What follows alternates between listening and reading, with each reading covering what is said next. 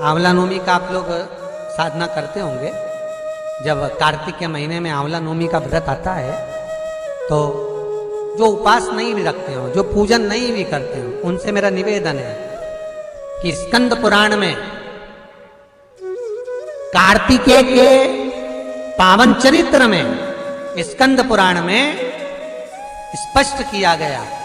और कल्याण का कार्तिक खंड पढ़िएगा, कभी योग लगे तो गीता प्रेस गोरखपुर का कार्तिक खंड पढ़िए। आप पढ़ेंगे तो उसमें मिलेगा आपको कि आंवला नवमी के दिन आंवले के पेड़ के नीचे घी का दिया लगाकर मध्याह्न से पहले, दोपहर के 12 बजे से पहले आंवले के पेड़ के नीचे आंवला नवमी के दिन कार्तिक के महीने में स्कंद पुराण कहती है, जो घी का दिया लगाकर पूजन कर कर अपना पल्लू पसार कर आंवले के वृक्ष की डाली में से उस पे लगी हुई थोड़ी सी छाल को अपनी अंगूठे और चीटी उंगली से अपने पल्लू में गिराकर ले जाकर लाल कपड़े में हल्दी के साथ अपनी तिजोरी में, अलमारी में रख लेता है।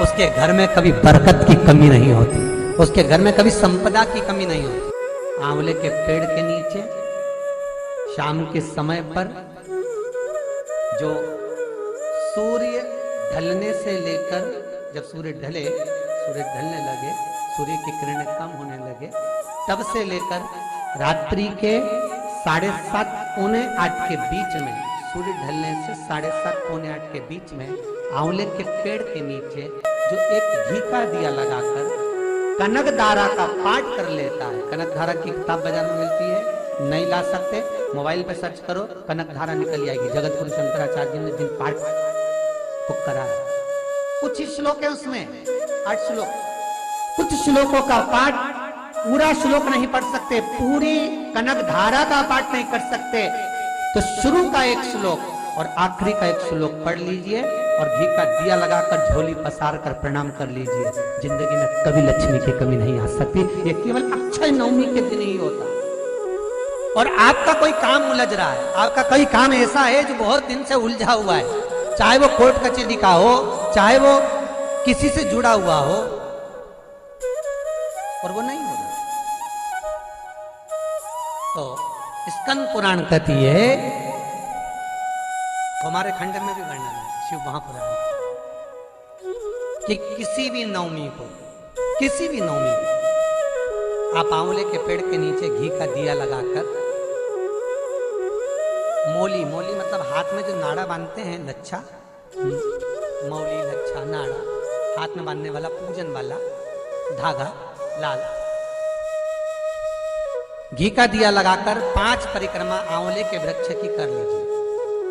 और परिक्रमा कर कर धागे को वहीं पर छोड़कर थोड़ा सा धागा और अलग से लेकर किसी टहनी पर उसको कामना कर कर बांध दीजिए।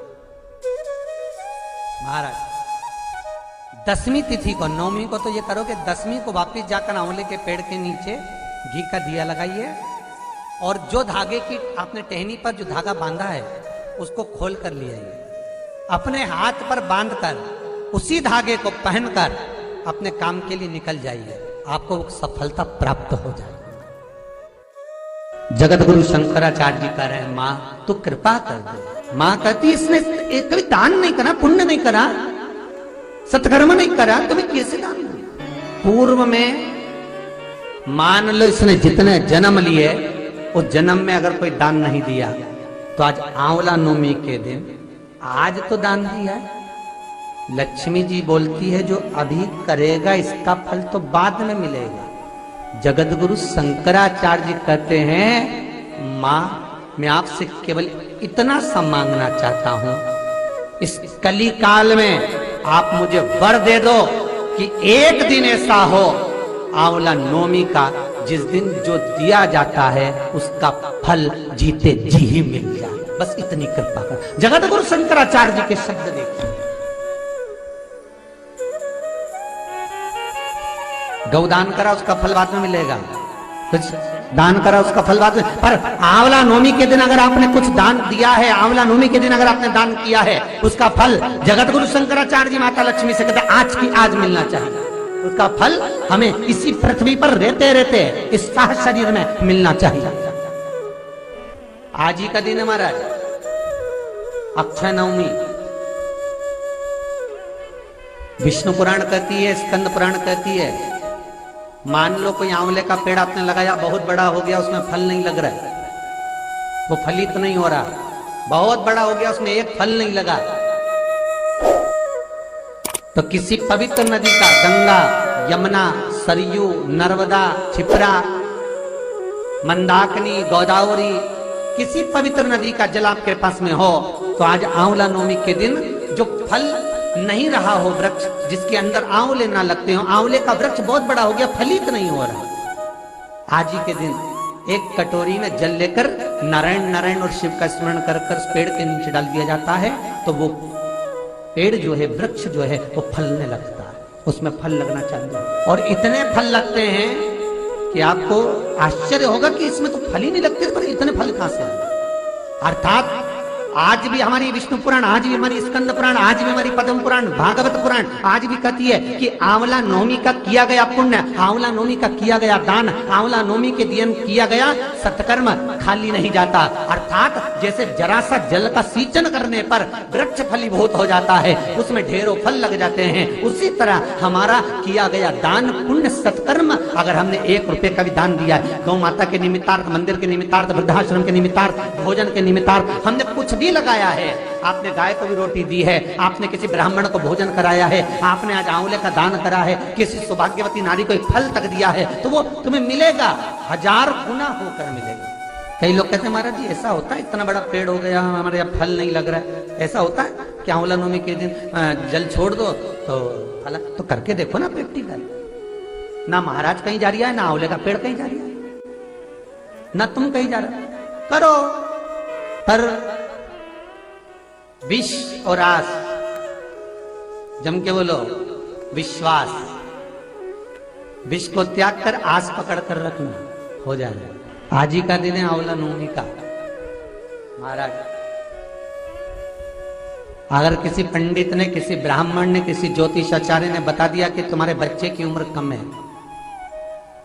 किसी ने बता दिया कि इसकी अल्पायु है, इसकी उम्र कम है, इसको ये बहुत बड़ी बीमारी होगी और एक्सीडेंट होगा और ये होगा वो होगा, ये वाली अंगूठी पहनो, ये वाला नक पहनो, ये चीज पहनो, बिल्कुल नहीं, तुम्हारी मर्जी पड़े तो पहनना, लाखों रुपए खर्च करो और मालूम पड़े फल ना मिले, तो एक काम जरूर करना, आज के दिन हाथ में कुंकू लगाकर, कुंकू को लगाने के बाद अपनी माता जी से कहकर उस बच्चे के हथेली पर स्वस्तिक बनाकर आंवले के वृक्ष पर छापे 5 लगवा दीजिए। बच्चा कभी अल्पायु नहीं मर सकता, उसकी उम्र में वृद्धि होगी, उम्र कम नहीं हो सकती, उम्र बढ़ेगी।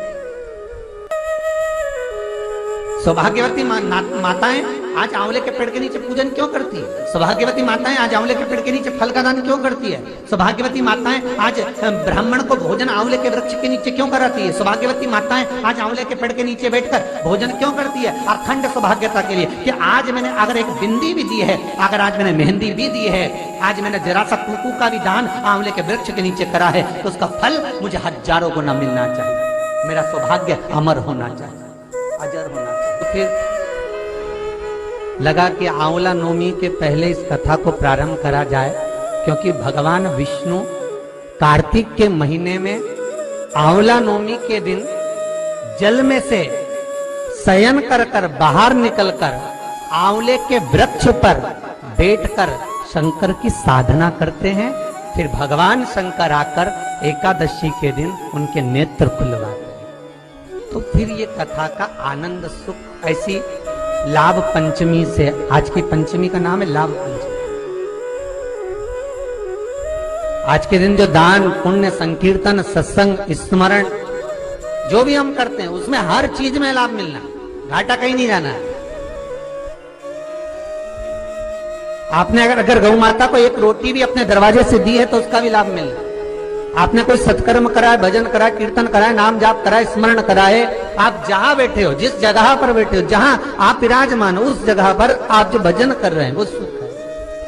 आपका भजन करना, आपका कीर्तन करना, आपका स्मरण करना आपको आज वो लाभ प्रदान कर दे, वो सुख दे दे।